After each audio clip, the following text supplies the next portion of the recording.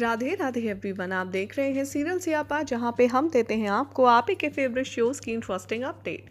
आज रात के एपिसोड की शुरुआत होती है राधा रानी और श्री कृष्ण के साथ, जो कि द्वंद्व के बारे में बातचीत कर रहे होते हैं और साथ में वो रास के बारे में भी बात करते हैं।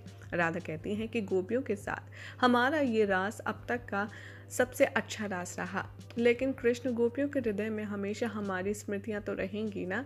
श्री कृष्ण यहाँ पर राधा रानी के हर एक सवाल को बड़ी ही सादगी और साजगी के साथ में रिवील करते हुए नजर आते हैं और साथ ही साथ राधा कहती हैं, लेकिन कृष्ण, विदुरथ तुम्हारा पीछा आखिर कब तक करेगा।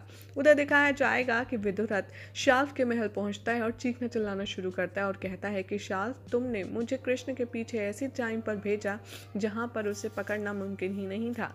मैं थक थक के बेहाल हो गया, लेकिन वो मेरे हाथ नहीं आया। आखिर कहाँ है गुरु शुक्राचार्य, अब तुम दोनों को ही मेरी मदद करनी होगी। यहाँ पर शाल्व कहता है कि वो क्या तुम्हारी सहायता करेंगे, वो तो कृष्ण से सबसे अधिक बार पराजित हुए हैं, वो तुम्हारी क्या सहायता करेंगे, और वैसे भी वो अपना मुंह छुपाकर पाताल में कहीं बैठे हैं ध्यान में। तभी यहाँ पर जो विदुरथ है वो शुक्राचार्य का आह्वान करता है और शुक्राचार्य उसके समक्ष प्रकट हो जाते हैं। वो कहता है कि शुक्राचार्य, अब आप बताइए कि कृष्ण का क्या करना है, इस युद्ध का क्या करना है। कृष्ण से जीतना तो असंभव सा प्रतीत हो रहा है, तो क्या मैं ये युद्ध ही खारिज कर दूं। यहाँ शुक्राचार्य कहते हैं कि देखो, मैं वाकई में शर्मिंदा हूँ, लेकिन मैं तुम्हारी अभी कोई सहायता नहीं कर सकता, क्योंकि मुझे थोड़ा समय चाहिए स्वयं चिंतन के लिए। इसलिए जो तुम्हें सही लगता है तुम वो करो। और वो वहाँ से चले जाते हैं। यहाँ पर विदुरथ कहता है कि ठीक है, तो फिर मैं ये युद्ध ही समाप्त कर देता हूँ, क्योंकि ये युद्ध होना संभव है नहीं और उसका मुझसे जीतना असंभव है। शाल्व उसे रोकता है और कहता है कि रुक जाओ विदुरथ, तुम इतनी जल्दबाजी क्यों कर रहे हो, तुम ऐसे महादेव के वरदान का अनादर क्यों कर रहे हो। यहाँ पर विदुरथ अपनी ही सुनता है और शाल्व की एक नहीं सुनता और वहाँ से चला जाता है ये कहकर कि मैं ये युद्ध समाप्त कर दूंगा। और वो महादेव का आह्वान करता है और कहता है कि महादेव प्रकट होइए, मुझे आपकी शरण में आना है। श्री महादेव जो होते हैं वो काफ़ी ज़्यादा ध्यान में लीन होते हैं। उन्हें देखकर गौरी कहती हैं कि विदुरथ आपकी शरण में आना चाहता है महादेव, आप क्या करेंगे। आप महादेव कहते हैं कि जो कुछ होगा मेरे आराध्य की कृपा से ही होगा।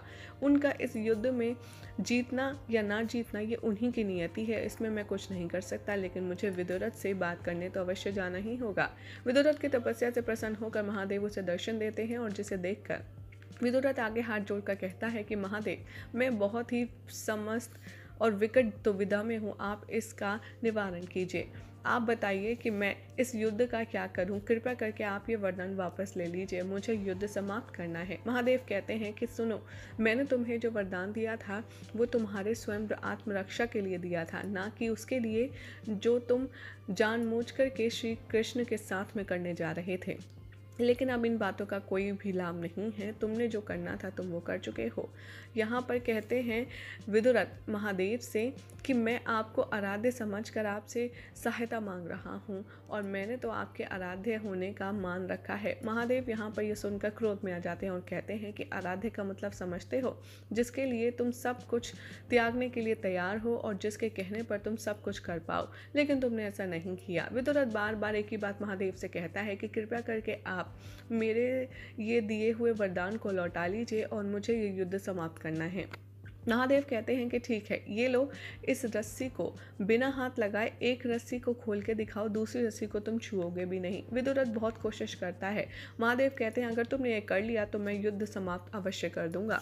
विदुरथ बहुत कोशिश करता है, दो रस्सियों में गांठ लगी होती है, लेकिन एक रस्सी को बिना छुए दूसरी रस्सी की गांठ हटानी होती है, जो वो नहीं कर पाता। ऑब्वियस सी बात है।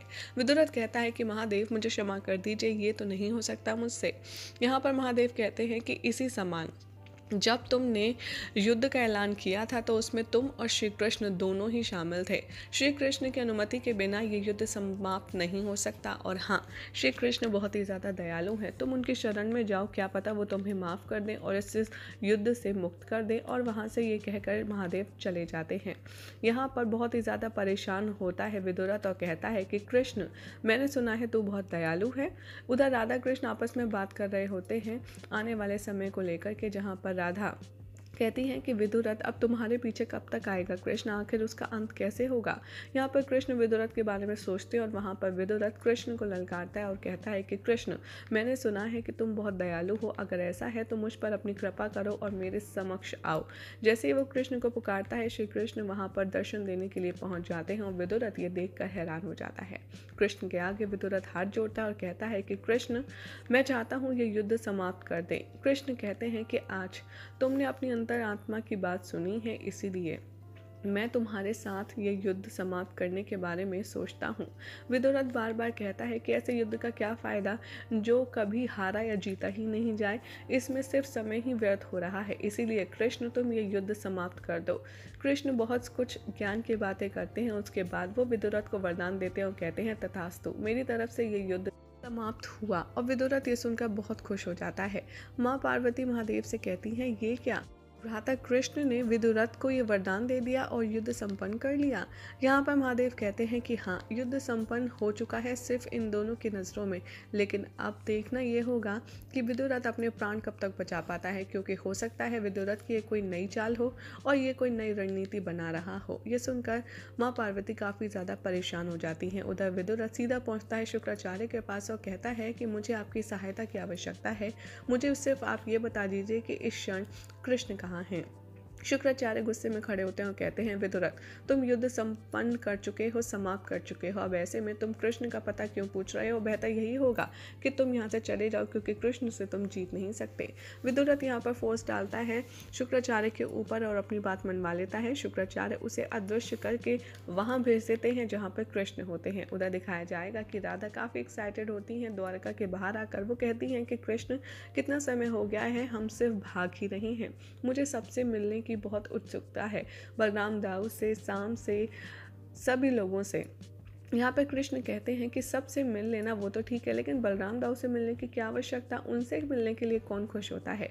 पीछे से बलराम दाऊ आते हैं और कृष्ण को टीज करते हैं, कहते हैं, मुझे अच्छे से पता है कि मैं पीछे खड़ा हूँ, इसलिए तुम मुझे छेड़ रहे हो ना, लेकिन मैं इस बार क्रोध नहीं करूँगा, क्योंकि तुम इतना अच्छा काम करके विजयी होकर के जो लौटे हो तुम दोनों, इसलिए आज तो मैं सिर्फ प्रेम से ही स्वागत करूँगा। और श्री कृष्ण बलराम दाऊ यहाँ पर प्यारा सा हक करते हैं। उसके पश्चात तीनों द्वारका की ओर बढ़ ही रहे होते हैं कि विदुरथ पीछे से आकर के कृष्ण के ऊपर वार करता है, लेकिन कृष्ण बच जाते हैं। ये देखकर बलराम दाऊ को गुस्सा आता है। वो कहते हैं कि कायर हो तुमने पीछे से वार करके ये साबित कर दिया है कि तुम किसी योग्य नहीं हो। विदुरथ यहाँ पर अपनी वही डायलॉग बाजी शुरू करता है और कहता है, मुझसे आके युद्ध करो।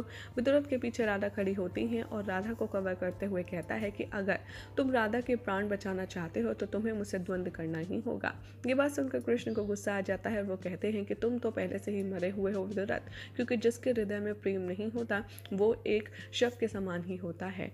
और मैं तुमसे ये आश्वासित करता हूँ, तुम्हें आश्वासन देता हूँ कि मैं राधा तक तुम्हारी शव के ऊपर से ही गुजरूंगा। और ये कहकर के वो सुदर्शन चक्र प्रकट करते हैं और विदुरथ यहाँ पर चाल चलता है और कहता है कि युद्ध हम दोनों के बीच में हुआ था। कृष्ण से याद दिलाते हैं कि जिसे तुमने स्वयं समाप्त किया था और मैंने तुम्हें वचन भी दिया था। अब हम दोनों के मध्य कोई युद्ध की प्रॉमिस नहीं है, इसलिए अब मैं जो चाहूँ उस तरीके से तुम्हारा अंत कर सकता हूँ। और यहाँ पर वो हाथ जोड़कर श्री कृष्ण के आगे बैठ जाता है और कहता है कि मुझे क्षमा कर दो। लेकिन श्री कृष्ण सुदर्शन का आवाहन कर लेते हैं और फिर सुदर्शन चक्र से विदुरथ का अंत हो जाता है। और फिर श्री कृष्ण अपने किए हुए वादे को पूरा करते हैं और उसकी लाश के ऊपर से चढ़कर राधा को गले लगाने के लिए जाते हैं। यही हो जाएगा आज रात के एपिसोड का एंड, जिसके बाद कल क्या होगा आपको बताएंगे नेक्स्ट रिपोर्ट में। ऐसे ही मज़ेदार अपडेट्स के लिए चैनल को सब्सक्राइब करें और वीडियो को लाइक शेयर करना बिल्कुल भी ना भूलें।